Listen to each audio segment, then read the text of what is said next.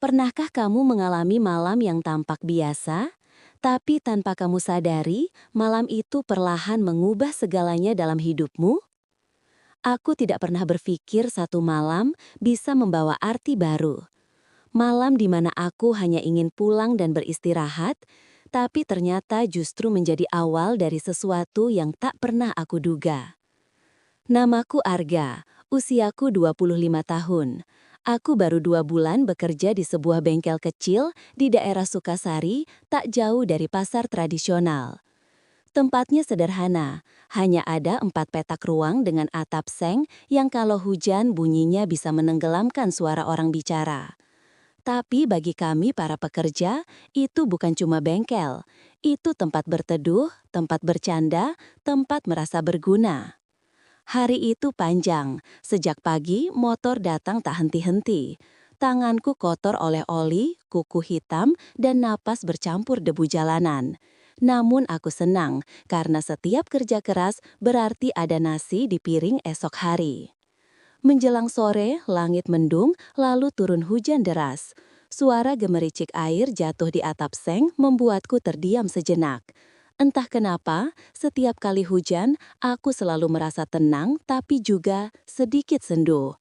Mungkin karena sejak kecil, hujan selalu identik dengan kenangan. Begitu hujan berhenti, aku membereskan alat, menutup rolling door, dan berpamitan pada pemilik bengkel. Kak Jaya, begitu aku memanggilnya, hanya menepuk pundakku. Kerja bagus ga? Istirahat yang cukup ya? Besok pagi kita bongkar motor Mio itu. Aku mengangguk. Siap, Kak. Aku menyalakan motor tuaku dan melaju perlahan menyusuri jalanan pasar yang mulai sepi. Lampu-lampu toko mulai padam satu persatu, menyisakan kios sayur yang masih buka. Aku tidak menyangka perjalanan pulang malam itu akan menjadi awal dari kisah yang tak akan pernah kulupakan. Sampai di depan rumah kontrakan kecilku sekitar jam 11 malam. Langit gelap total dan semua lampu di teras mati. Aku turun dari motor, membuka pagar kecil di depan dan langsung tertegun. Pintu terkunci rapat, tidak ada cahaya dari dalam. Aku mengetuk pelan. Pak, Bu, ini Arga. Tidak ada jawaban. Aku mengetuk lagi, kali ini sedikit lebih keras. Bu, sudah tidur ya? Hening, bahkan suara jangkrik terdengar lebih jelas dari napasku sendiri. Aku merogoh saku jaket, mencoba menyalakan HP, tapi layar hanya menampilkan ikon baterai kosong. Mati total. Baru kusadari aku lupa ngecas sejak siang. Aku menatap sekeliling, tak ada satupun rumah yang masih menyala, kecuali satu, rumah sebelah, milik Bu Rani.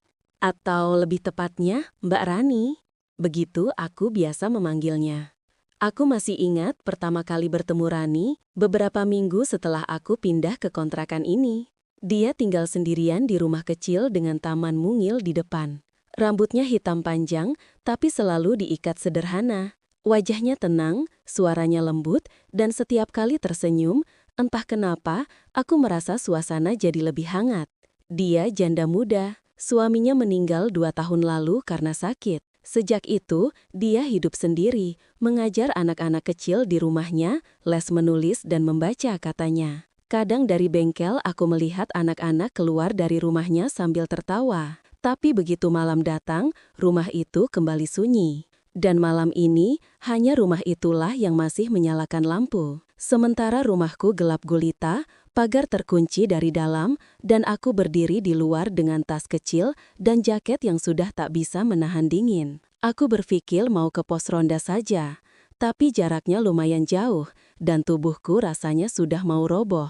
Akhirnya aku duduk di teras rumah sendiri, bersandar di dinding, mencoba menenangkan diri. Sudah, besok pagi saja aku urus, gumamku pelan. Angin malam berhembus lembut, membawa aroma tanah basah sisa hujan. Suara jangkrik dan kodok di sawah belakang menjadi satu-satunya teman. Belum 5 menit aku menutup mata, terdengar suara langkah pelan dari arah rumah sebelah. Langkah itu terhenti di dekat pagar, lalu suara lembut memanggil namaku. Arga, itu kamu?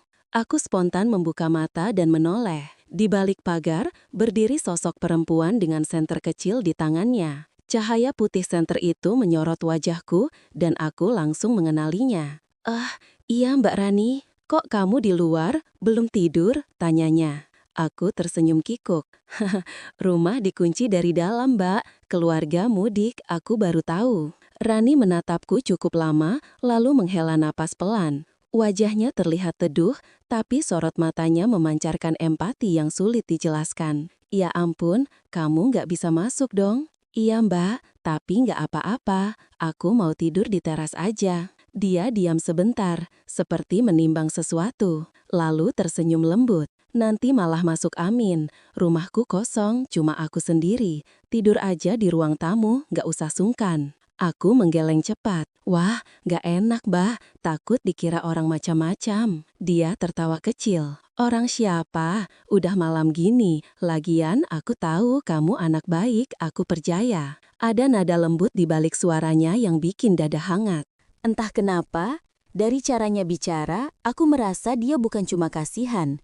Dia tulus, benar-benar tulus ingin menolong. Akhirnya aku mengangguk. Ya udah deh Mbak, makasih ya. Dia membuka pagar, lalu melangkah masuk ke dalam rumah. Aku mengikuti dari belakang dengan hati berdebar pelan. Begitu masuk, aroma rumahnya langsung terasa. Wangi lembut seperti bunga melati bercampur sedikit aroma sabun. Ruang tamunya rapi, dengan lampu temaram dan sofa kecil di pojok ruangan. Ada rak buku, vas bunga, dan foto-foto kecil di dinding. Kamu mandi dulu aja biar segar, katanya sambil menunjuk kamar mandi di belakang. Airnya masih hangat. Aku sempat ragu. Nggak usah repot Mbak, nggak apa-apa, aku siapin bantal di sofa ya. Aku mengangguk dan menuju kamar mandi. Sambil berjalan, aku sempat melirik sekilas ke arahnya. Dia sedang menata bantal dengan hati-hati, membenarkan selimut, lalu menepuk-nepuknya pelan. Gerakannya lembut, seperti seseorang yang sudah terbiasa hidup rapi dan penuh perhatian. Aku menunduk, tersenyum kecil, lalu melangkah cepat ke kamar mandi. Air hangat yang menyentuh kulit membuat lelahku sedikit hilang. Tapi di balik itu ada sesuatu lain, rasa yang sulit aku sebut.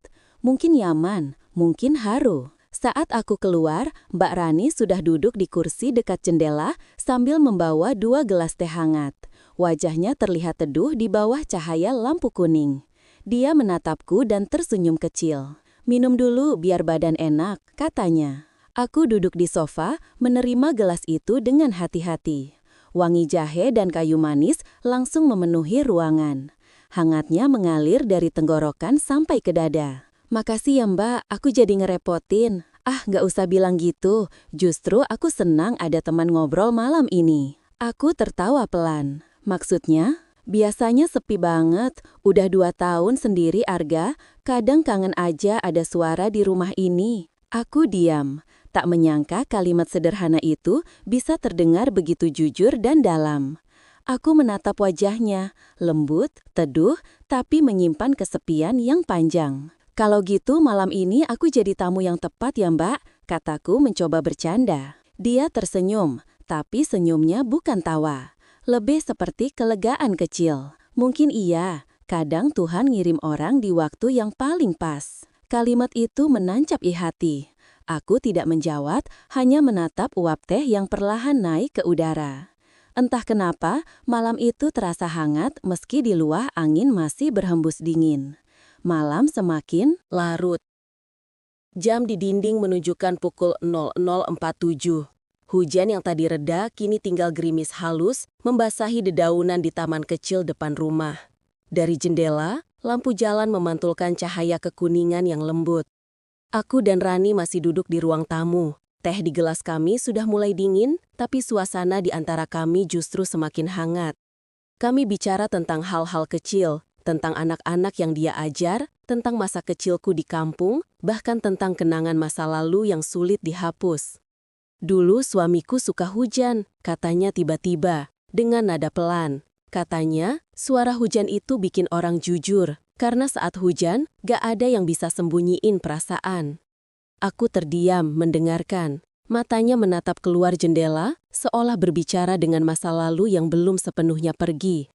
Sekarang, Setiap kali hujan turun, aku selalu teringat dia lanjutnya. Tapi lama-lama aku sadar, yang paling aku rindukan bukan orangnya, tapi ketenangan yang dulu ada. Aku mengangguk pelan. Aku paham, Mbak. Kadang bukan orangnya yang kita cari, tapi rasa damai yang pernah kita rasakan waktu sama dia.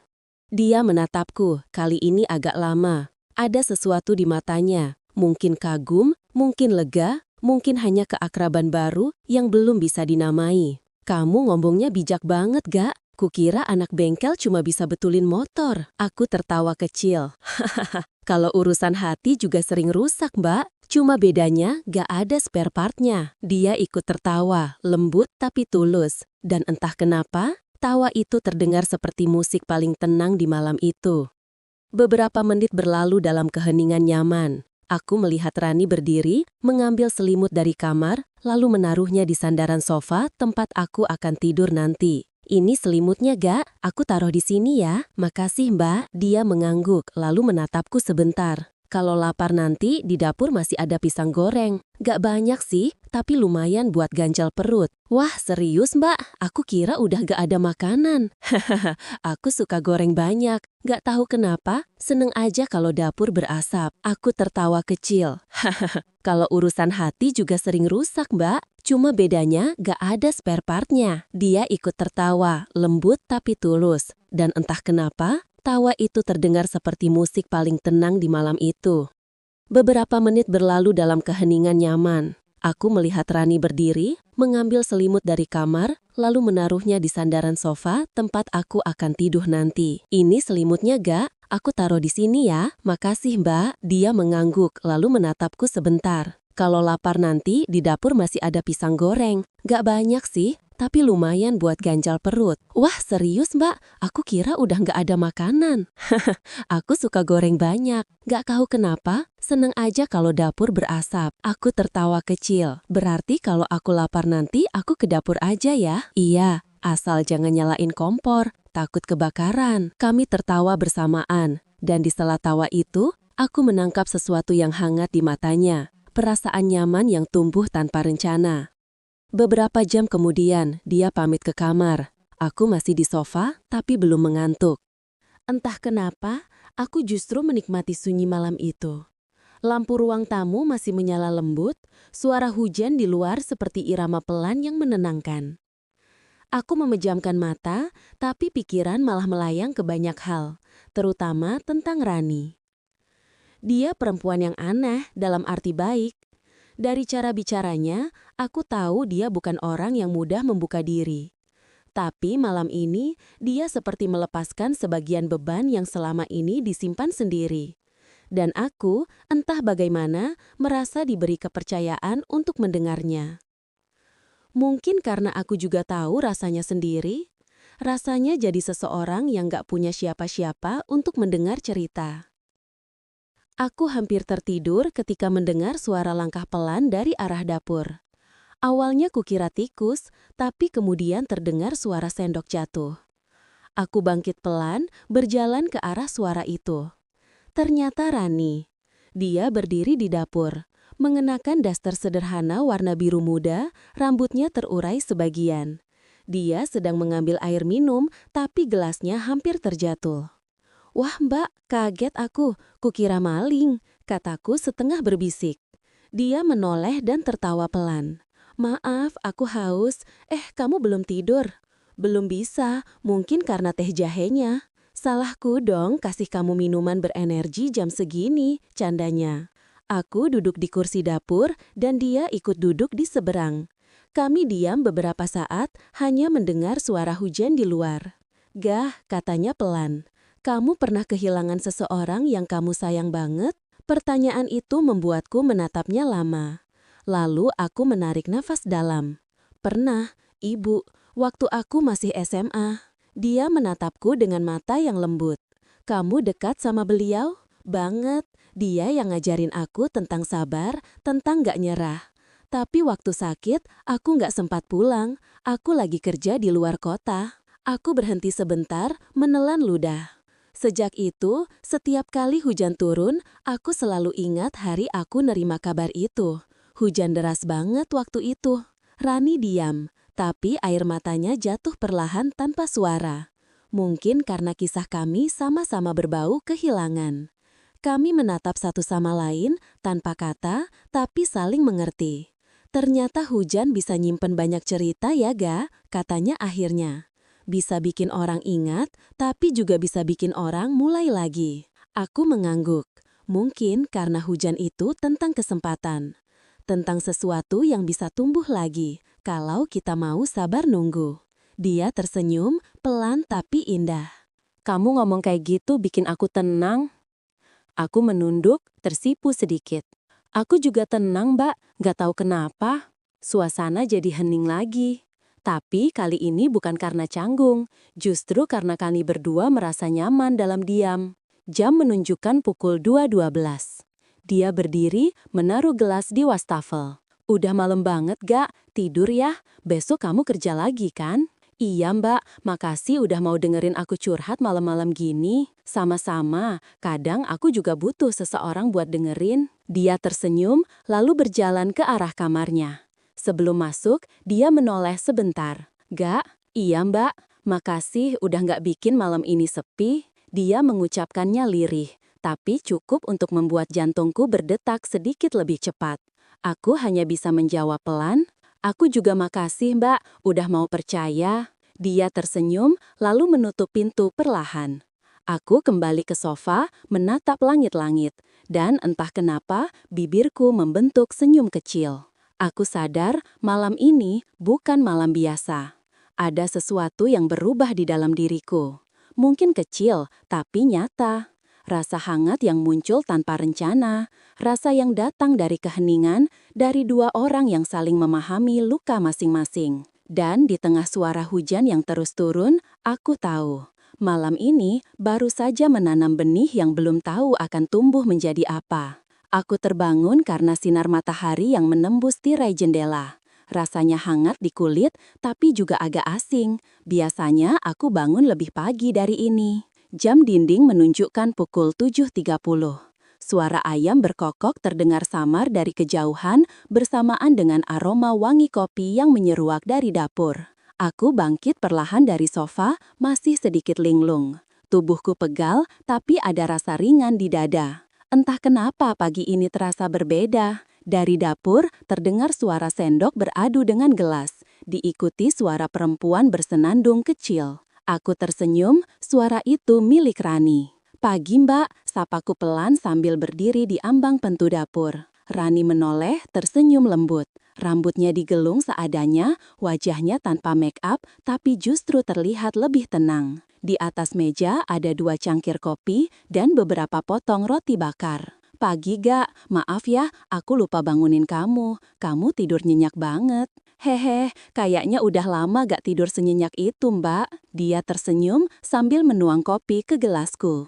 Aku bikin kopi hitam aja ya, soalnya susu habis. Wah, kopi hitam pun nikmat, apalagi kalau yang bikin Mbak Rani. Dia tertawa kecil. Kamu ini bisa aja, tapi makasih ya, udah nggak bikin rumah ini terasa sepi.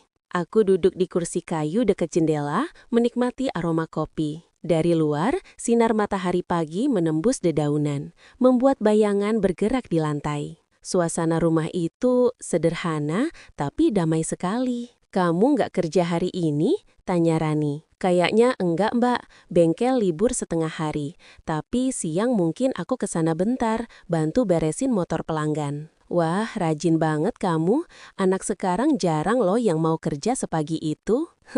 Ya gimana mbak, hidup gak bisa ditunda. Dia mengangguk pelan. Iya, kamu bener. Kadang yang bisa bikin kita kuat itu bukan siapa-siapa, tapi tanggung jawab yang kita pegang. Aku terdiam sejenak, menatapnya. Kata-katanya sederhana, tapi dalam. Perempuan ini memang punya cara sendiri membuat sesuatu terasa berarti. Setelah sarapan, aku pamit pulang sebentar buat mandi di rumah, meski pintu rumahku masih terkunci. Rani menatapku bingung. Loh, tamu bisa masuk? Enggak, mbak. Tapi aku bisa ambil baju ganti lewat jendela kamar belakang. Masih ada celah kecil. Dia tertawa kecil. Kamu kayak maling aja. Maling rindu boleh lah. Halah, gombal. Dia pura-pura mencibir, tapi tersenyum juga. Sebelum aku keluar, dia bilang pelan. Kalau nanti udah selesai, mampir lagi aja Gah. Aku masak sayur lodeh. Serius Mbak? Wah, kalau begitu aku nggak boleh nolak. Ya udah, nanti aku tunggu. Sekitar jam 11 siang, aku kembali ke rumah Rani. Dari luar, sudah tercium aroma santan dan terasi. Sayur lodehnya baru matang. Dia tampak sibuk di dapur, dengan celemek kecil bergambar bunga. Wah Mbak, baunya aja udah bikin lapar lagi.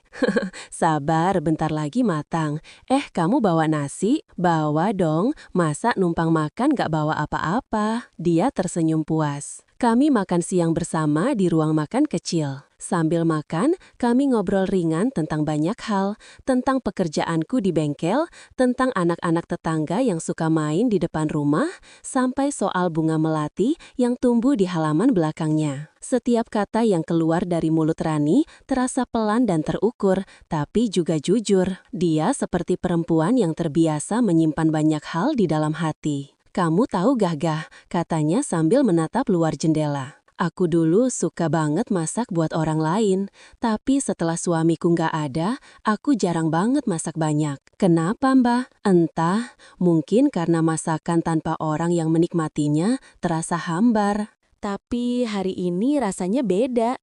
Aku tersenyum lembut.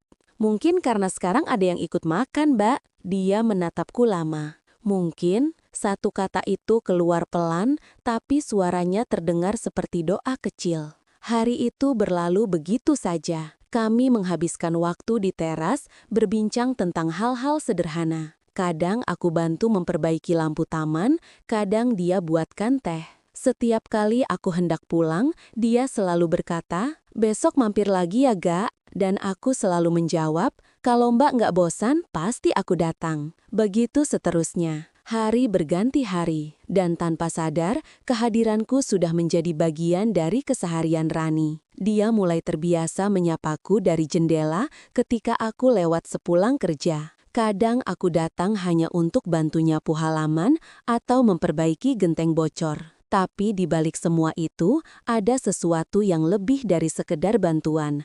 Ada rasa tenang setiap kali aku berada di dekatnya. Suatu sore, saat aku sedang menyalakan lampu taman, Rani keluar membawa 2 gelas jus jambu. "Minum dulu Gak, capek kan?" "Makasih Mbak, wah seger banget nih."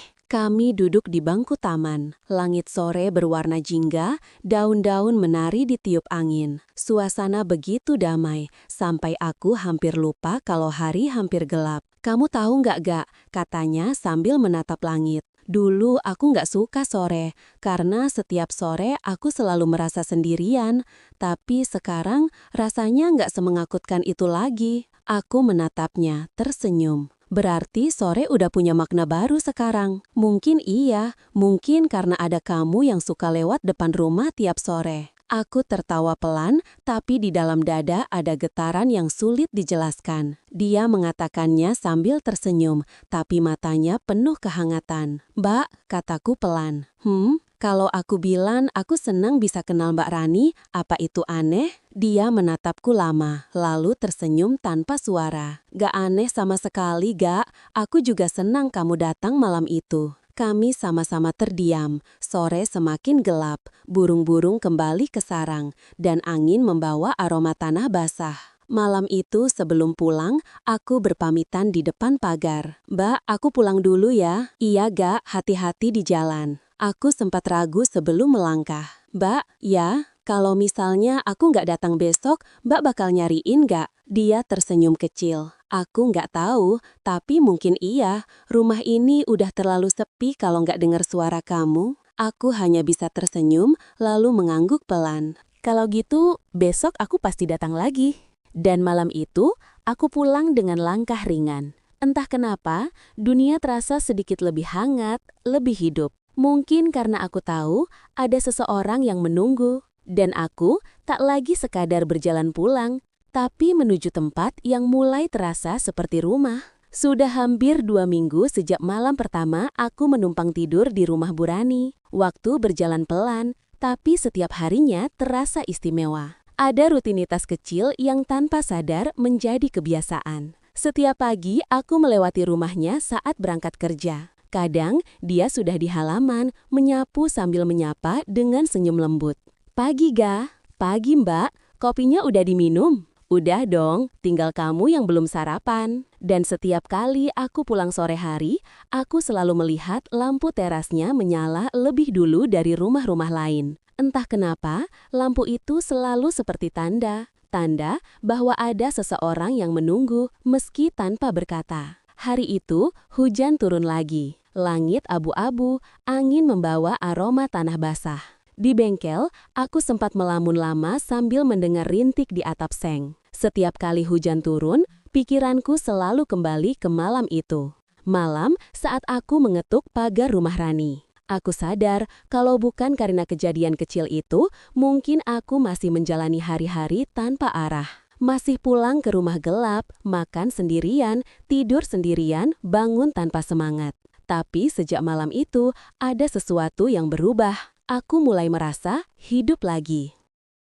Sore itu aku pulang lebih awal. Langit masih meneteskan sisa hujan, jalanan becek, dan wangi petricor terasa di udara. Begitu sampai di depan rumah Rani, aku melihat dia duduk di teras, mengenakan sweater abu-abu, menatap hujan dengan segelas teh di tangan. Ga, sapanya lembut. Kok pulang cepat? Hujan, Mbak. Pelanggan batal datang, jadi aku kabur duluan. Dia tertawa kecil. Pantas wajahmu kelihatan lega. Aku duduk di kursi seberang, menikmati suasana. Hujan mulai menipis, hanya tersisa gerimis halus. Udara dingin, tapi anehnya aku tak merasa kedinginan sama sekali. Kamu tahu nggak, katanya tiba-tiba. Aku baru sadar kalau rumah ini sekarang terasa beda. Beda gimana? Dulu, setiap hujan turun, aku merasa sendirian. Sekarang, hujan jadi terasa seperti teman. Aku menatapnya, tersenyum. Berarti bukan hujannya yang berubah, Mbak, tapi hatinya. Dia terdiam sebentar, lalu menatapku. Mungkin kamu benar. Atau mungkin karena sekarang ada seseorang yang datang setiap kali hujan. Aku menunduk tersenyum kecil. Kalimat itu sederhana, tapi cukup untuk membuat dadaku hangat. Malam itu aku tak langsung pulang. Kami duduk lama di teras, hanya mendengarkan suara hujan dan obrolan ringan yang mengalir tanpa arah. Kadang kami diam, kadang tertawa. Tapi bahkan dalam diam, rasanya tak ada jarak.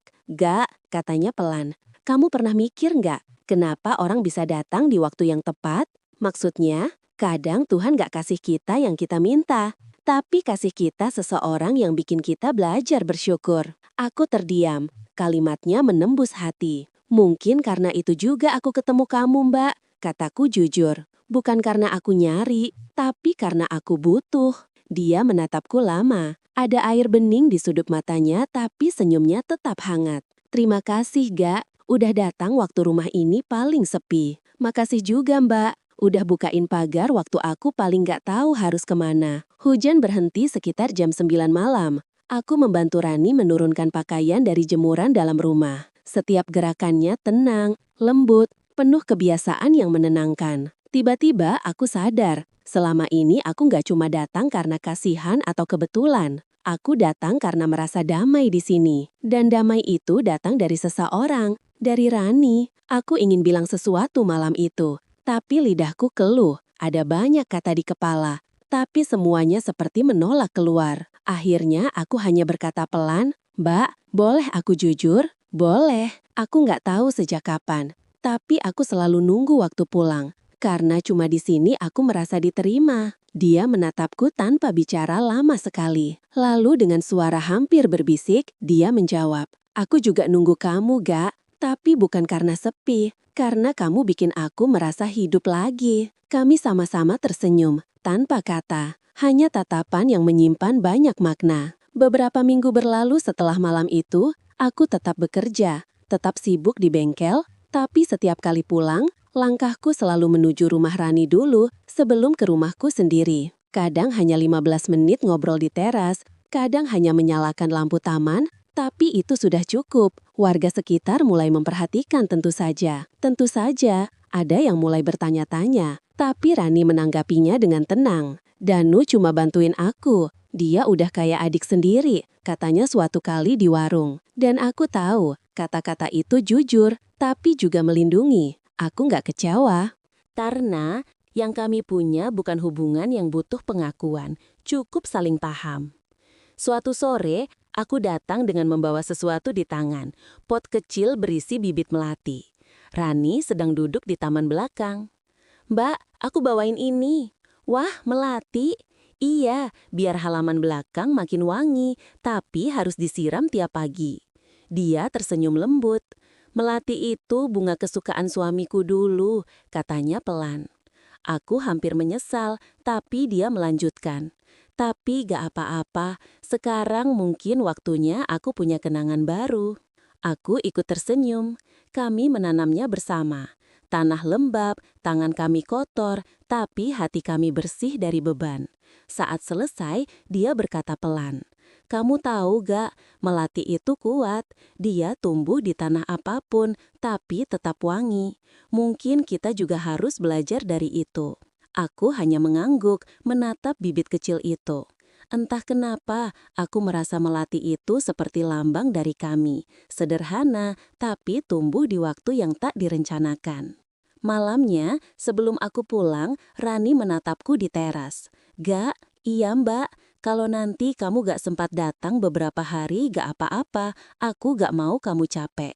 "Mbak," aku menatap matanya, lalu berkata dengan nada lembut tapi yakin. "Aku gak akan berhenti datang selama mbak gak nyuruh aku berhenti." Dia terdiam, lalu tersenyum. "Aku gak akan pernah nyuruh kamu berhenti, gak."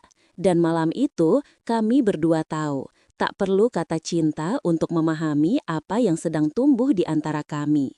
Karena terkadang cinta bukan tentang memiliki, cinta adalah tentang hadir, dengan tenang, dengan tulus, tanpa pamrih. Beberapa bulan berlalu, melati yang kami tanam mulai berbunga. Wangi lembutnya menyelimuti halaman belakang setiap kali hujan turun.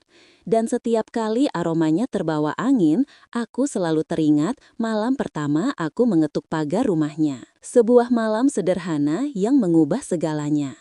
Sekarang, setiap kali aku merasa lelah, aku tahu kemana harus pulang. Bukan ke rumah yang kutinggali, tapi ke tempat di mana aku merasa diterima apa adanya. Ke tempat di mana seseorang menatapku dengan damai dan berkata, "Makasih ya Ga udah datang." Aku tersenyum setiap kali mendengar kalimat itu, karena dalam diam aku tahu aku bukan cuma menumpang tidur malam itu, tapi menumpang hati yang tulus menjaga.